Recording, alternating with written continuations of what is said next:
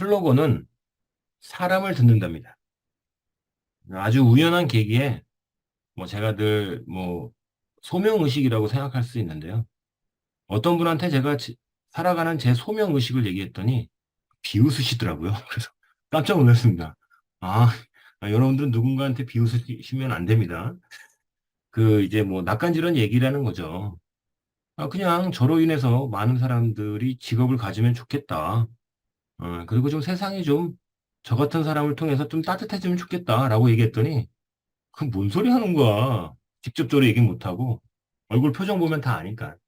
그래서 좀 안타깝더라고요. 저 같은 사람도 좀 있어야 된다고 저는 생각하는데 그렇진 않은가 봅니다. 기사 작성 요령은 특정한 언론사마다 분명히 기준이 있긴 하겠지만 뭐 어렵게 생각하진 않으셔야 합니다. 이미 여러분들은 일정하게 SNS에 포스팅을 어떤 글 작성을 많이들 해보셨기 때문에 다만 언론사로서 글 작성하는 요령이 좀 있는 것뿐입니다. 그래서 그걸 좀 참고해 보시면 될 것 같은데 보겠습니다. 제가 이제 제가 강의하는 것을 들어보신 분들은 다 이 화면을 아실 겁니다. 인디언의 이야기가 나오죠. 지금은 역사 속에서 사라져 있는, 아메리카에서도 찾아보기 힘들 수 있는 이 인디언의 이야기인데요.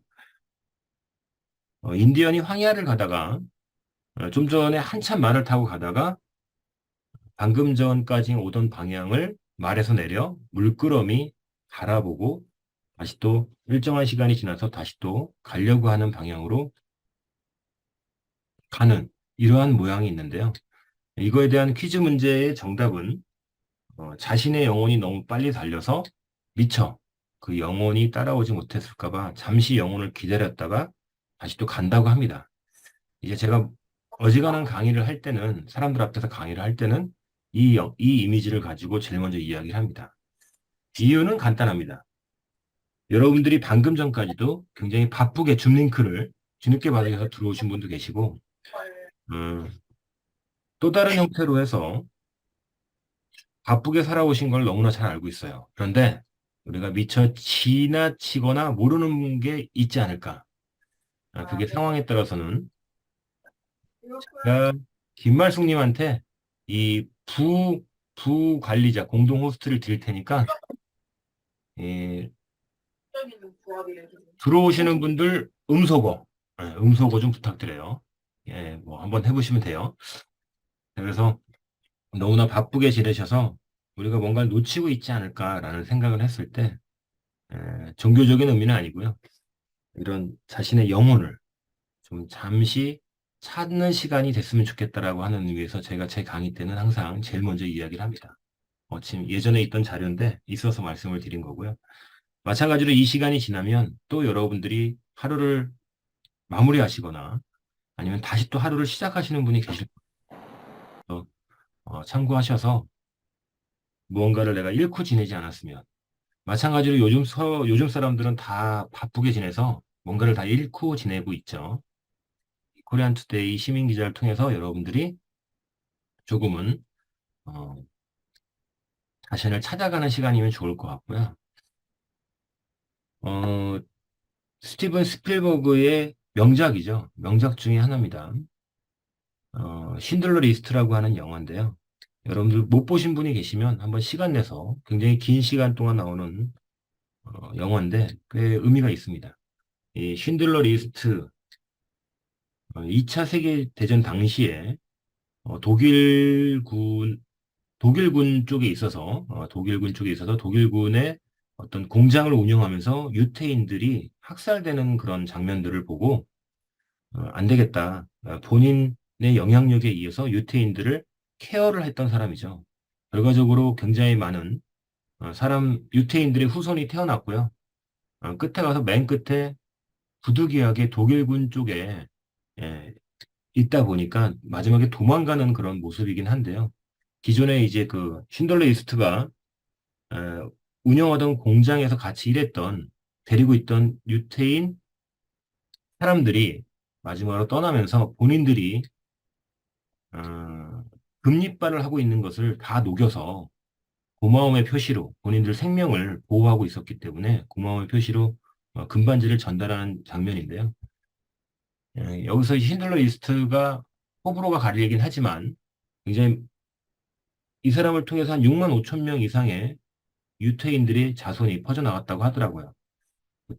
음, 이분이 얘기했던 말 중에 하나가 한 사람의 생명을 구한 사람은 온 세상을 구한 것이다. 이렇게 이야기를 했다고 하는데 오늘 말씀드릴 내용이 가벼울 수도 있고 그건 무거운 내용은 없습니다.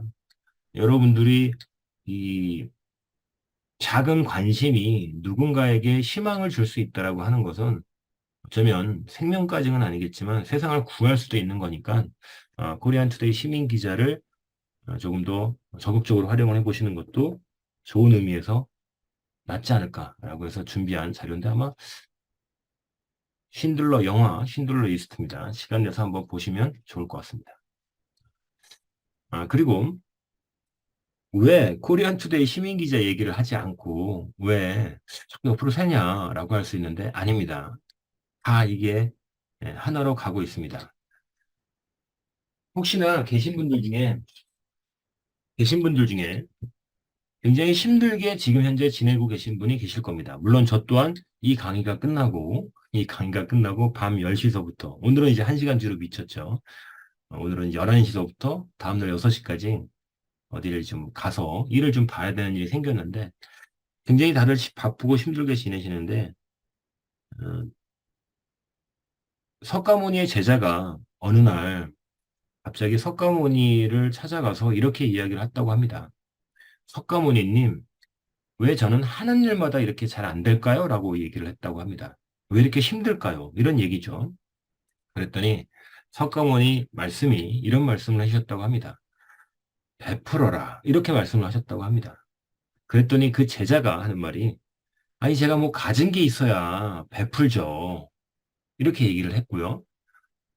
그래서 석가모니 말씀이 세상에 아무리 가진 게 없는 사람도 베풀 수 있는 7가지 재산이 있다고 합니다. 불교적인 용어긴 하지만 보시라고 하죠. 보시. 저는 종교가 없다고 말씀을 드렸습니다. 그래서 여러분들이 분명히 힘드신 분도 계실 거라고 보고요. 나는 괜찮은데 라고 하면 주위에 힘드신 분이 계실 거예요. 뭔가 불평이 있을 수도 있고, 아쉬움이 있을 수도 있고, 희망의 목소리나 메시지가 필요하신 분이 있는데, 그분들한테 말씀은 안 하시더라도 여러분들의 행동을 보여주실 수도 있지 않을까. 예를 들어, 재산 유무와 상관없이 누군가한테 베풀 수 있는 화한시가 있다고 합니다. 얼굴에 화색을 띠고 부드럽고 정다운 얼굴로 남을 대하는 것. 이것은 자칫 재산 유무랑 상관없이 충분히 남에게 베풀 수 있는 것 중에 하나이지 않을까라는 생각이 들어요. 언시가 있다고 합니다. 굉장히 중요하죠. 전화 통화를 하거나 아니면은 뭐 어떤 SNS로 대화를 할 때 보면 깜짝깜짝 제가 놀라는 경우가 있습니다. 아, 이렇게밖에 표현을 못하나 이런 거 있지 않습니까? 말로써 얼마든지 베풀 수가 있는데도 굳이 사랑의 말, 칭찬의 말, 위로의 말, 격려의 말, 양보의 말, 부드러운 말, 뭐 사랑의 말 같은 경우는 뭐 특수한 경우가 있을 수 있다고 쳐요. 이 말, 촌철살인이라고 하는 사자성어도 있지 않습니까? 말은 정말 중요한데도 말을 툭툭 뱉는 분들이 계세요. 잘 생각해 보시면, 이 기자로서도 그 얼만큼 팬의심이 얼만큼 무서운지 여러분들이 아실 수도 있을 겁니다. 충분히 들으셨을 테고. 이 언시가 재산 유무랑 상관없이 누군가한테 베풀 수 있는 어, 거라고 볼 수 있는 거고요. 심시가 있다고 합니다. 마음의 문을 열고 따뜻한 마음을 주는 것. 시대가 바뀌었기 때문에 석가모니가 있을 때하고 지금하고는 다를 수는 있습니다.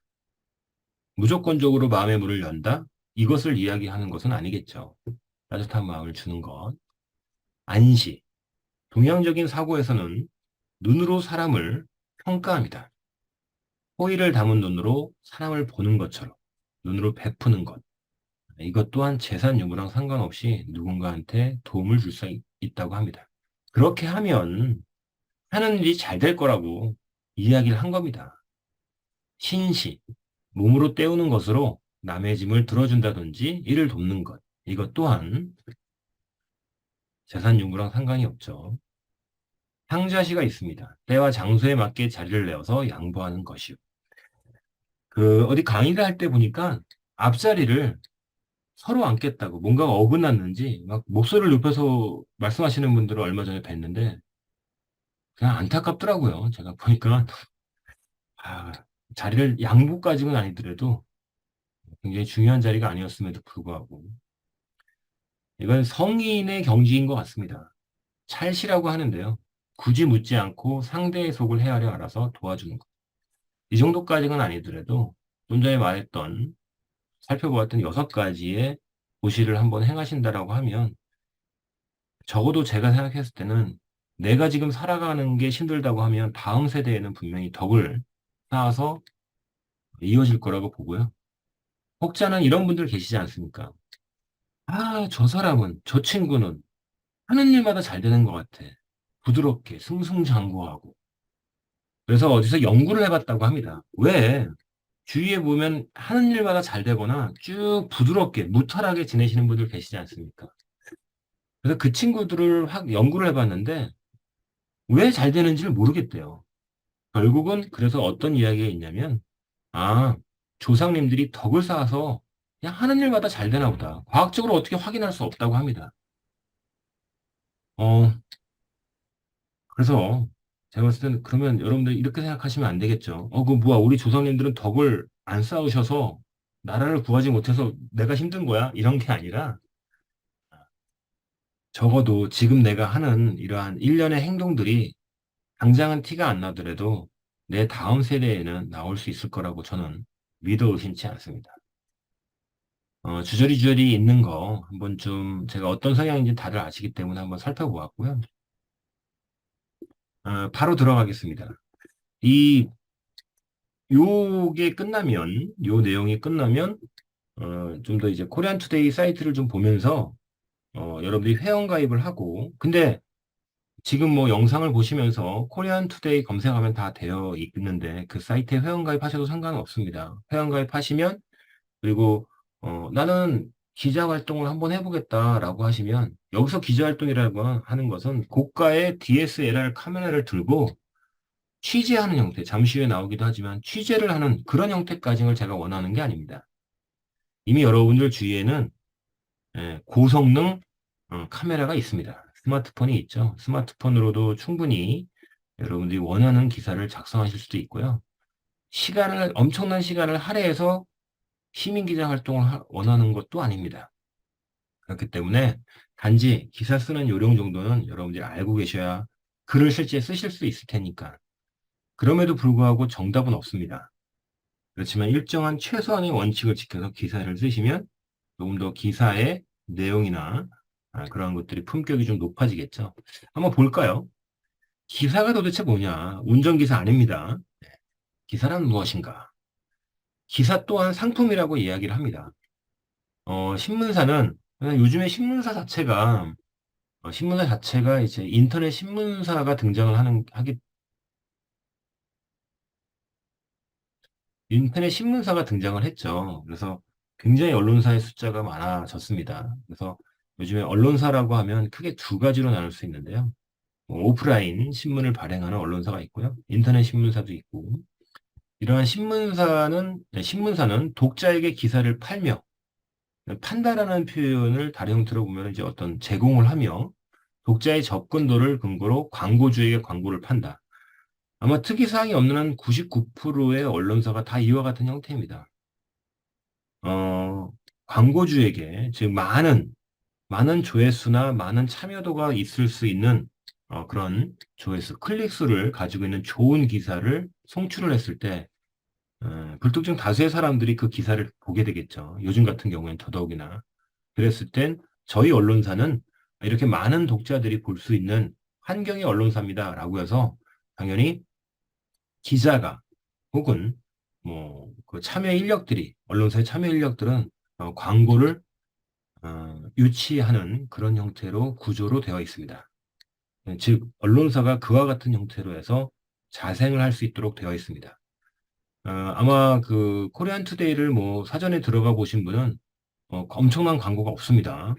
뭐 따로 의뢰도 없는 것도 있긴 하지만 뭐 제 거 광고하는 것도 뭐 나름 재미있더라고요, 이제는. 그래서 광고로 인해서 언론사가 유지가 되는구나 이렇게 이해하시면 될 것 같고요. 통상적으로 독자들이 궁금하거나 어떤 호기심을 해소, 그다음 이해를 도울 수 있는 최소한의 정보로 구성되어 있습니다. 그리고 여기서 이것은 중요한 것 같습니다. 뭐냐면 기자는 자신이 원하는 걸 기사화하는 사람이 아니라 독자가 원하는 걸 기사로 쓰는 사람입니다. 이게 꼭 기사뿐만이 아니라 일상생활에도 그럴 것 같습니다. 내가 하고 싶은 말을 하는 게 아니라 어쩌면은 상대편이 듣고 싶어 하는 말을 하는 형태라고 얘기하는 경우도 있죠. 그래서 자신이 원하는 걸 기사화하는 것보다는 독자가 원하는 걸 기사로 쓰는 사람이라고 이해해 주시면 되고요. 모든 형태의 눈높이는 독자에게 맞춰져야 합니다. 예를 들어서 본인이 특정 분야의 전문가라고 해서 고급진 언어, 그리고 높은 수준의 단어를 쓰는 건 잘못된 건 아니지만 일반적인 독자들이 보았을 때 가독성이 뛰어나야 이해하기 쉽고 또 널리 퍼져나갈 수 있기 때문에요. 눈높이를 독자에게 맞추어서 기사를 쓰는 게 좀 필요합니다. 이렇게. 무엇이 기사가 되느냐가 중요합니다. 새로운 것, 궁금한 것, 특이한 것, 재미있는 것, 문제가 있는 것, 화제가 되는 것, 알려야 할 정보, 호기심을 일으키는 것, 생활에 필요한 것, 미담이나 사건, 사고, 세상 이야기. 어떤 기사도 물건처럼 어떤 사람들의 수요 관심이 크면 보도 가치가 높아진다고 여깁니다. 좀 전에 이렇게 말씀드렸던 이러한 내용들은 여러분들 일상생활에서 충분히 느낄 수 있는 거고요. 그래서 어렵지 않게 기사를 뭐를 써야지라고 하는 것은 어렵지 않게 접근하실 수 있습니다. 예를 들어서 여러분들 자제분이 있다라고 하면 자제분 학교에서 뭐 운동회를 연다던가 그러니까 소소한 이야기, 내 지역 사회에서 어떤 상황들이 있다. 물론 이 음, 각 지자체에서는 공보과가 있어서요. 공보과가 있어서 본인들의 지자체의 활동을 관련된 제휴대인 그리고 소속되어 있는 관할 지자체 소재지로 되어 있는 언론사와 어느 정도 유대관계가 있기 때문에 그곳에 보도자료를 다 배포하죠. 그러면 해당되는 언론사는 그 보도자료를 기반으로 해서 기사를 작성해서 송출해서 외부로 내보냅니다. 자, 그러한 형태도 있고요. 일반적으로 궁금해할 수 있는 거, 관심 있는 거, 사건, 사고, 뭐 이런 것도 있습니다.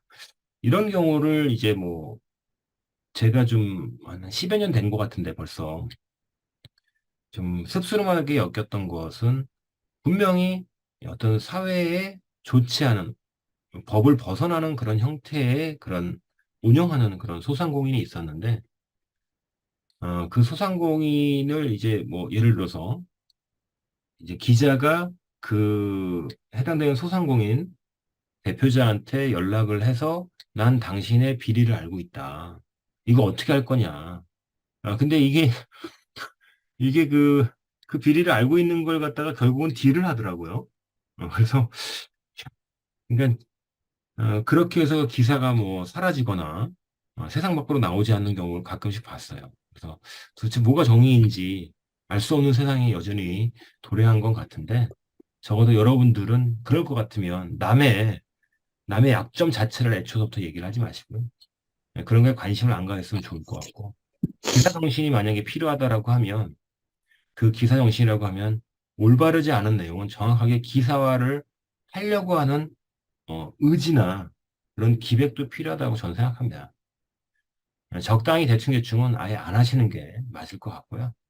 그렇지만 누군가를 음해하는 그런 보도는 지양하시길 바라고요. 어,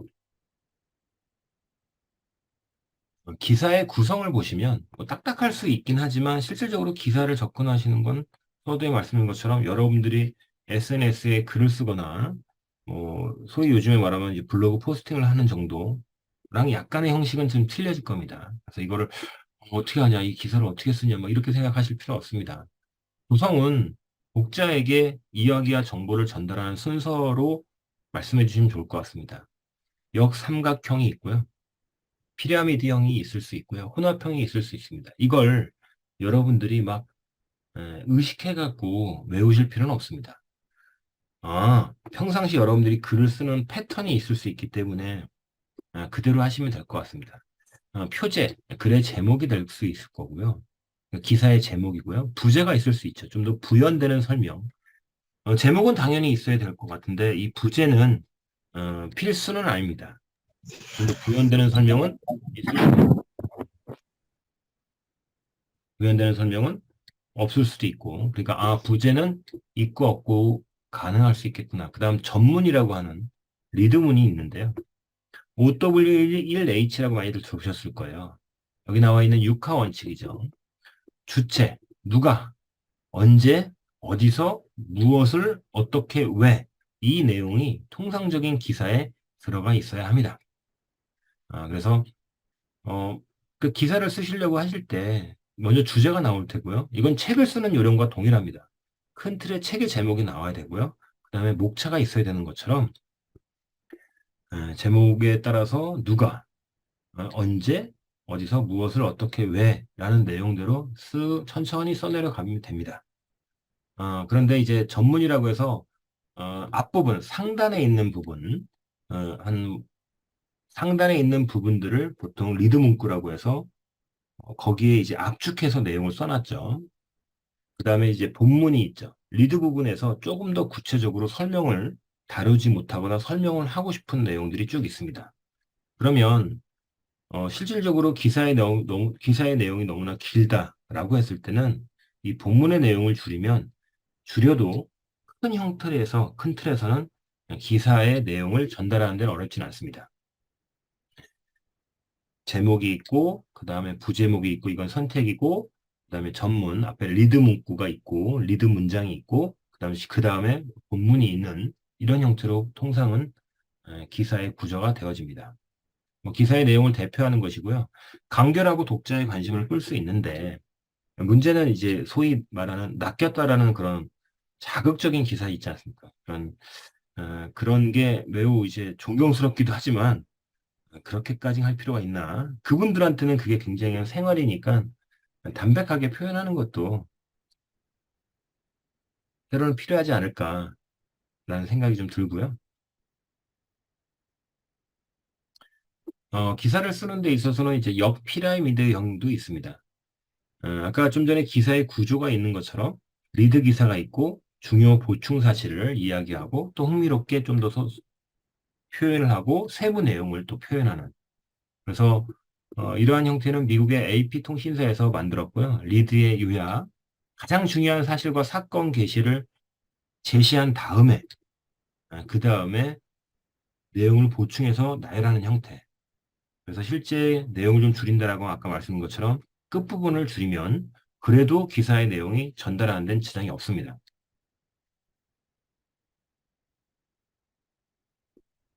피라미드형도 있습니다. 선, 도입, 클라이맥스, 결론 이렇게 되어 있고요. 사건에 대한 설명을 도입으로 주장하고자 하는 근거를 제시하고 향후 방향으로 결론을 이끌어가는 구조. 잘못된 건 하나도 없는데 이미 결론은 나와 있습니다. 이미 결론은 나와 있고 음, 행간, 행간의 의미로 이미 기자분이 만들어내고자 하는 결론도 나타나게 할 수 있어요. 교묘하게라는 단어를 쓰지 않는다고 하더라도 이미 처음에 시작하셨을 때 어떻게 가야 되는지를 알고 계시기 때문에 방향을 이끌어내실 수도 있고요. 뭐 이제 혼합형도 있을 수 있습니다. 리드 기사, 도입, 클라이맥스, 결론 이런 형태도 있고요. 결과적으로 역피라미드형이냐, 피라미드형이냐, 혼합형이냐, 난 뭘로 해야지? 이게 지금 중요한 게 아닙니다. 이런 구조가 있긴 있구나라는 거지. 이걸 외우실 필요도 없습니다. 여러분 쓰고 싶으신 대로 하시면 됩니다. 클라이맥스에 해당하는 리드를 맨 처음 제시하고, 어, 석, 혼합형이니까 본문의 도입과 사건 전제의 순서에 따라 기사를 쓴다. 이렇게 보시면 되고요. 기사를 구성하는 것은 쓰고자 하는 이야기의 목록을 만들고요. 처음과 맨 끝 중간에 넣을 정보를 결정하고. 사실 익숙해지다 보다 보면은 충분히 능력은 이제 배가 될 거라고 보여지고요. 스스로 한번 생각을 해보셔서 논리적으로 제목과 부제를 붙여보자. 이런 부분들도 있고요. 스트레이트 기사도 있습니다. 정확한 정보를 전달해서 이해시키기 위한 글이고요. 그리고 육하 원칙에 맞춰서 쓰고 요약형, 맹목형 이런 것도 있고요. 피처 기사도 있습니다. 좀 더 보충되기 위한 작성되는 기사고요. 일화형이나 이야기형, 단독 사례형. 그 다음에 이제 포토 뉴스도 있습니다. 한 장에 100마디 말보다 한 장의 사진이 주는 그런 강한 효과가 있기 때문에요. 단 하나의 사진 한 장으로도 기사가 되는 경우도 있습니다. 포토 뉴스도 있어요. 또 마찬가지로 요즘엔 또 이 100장의 사진보다 뭐 한 일정한 시간에 10여 초의 동영상의 임팩트가 있는 것처럼 동영상 뉴스도 가능합니다. 그래서 이제 독자의 눈길을 끌고 유혹해야 한다. 이런 내용들 있고요. 그리고 요거는 제가 지금 현재 쭉 제가 끝까지 하지를 못하니까 왜냐면 저는 1시간 이내에 끝내고 싶어요. 왜냐면 1시간 이내에 끝내야 여러분들이 그 다음 일상생활을 또 하실 수도 있으니까 이거를 제가 PPT로 올려놨으니까 나중에 이제 뒷부분 내용을 못 들으신 분들은 잘 보셔갖고 활용하시면 될 것 같고요. 그리고 중간에 실제 보셔야죠.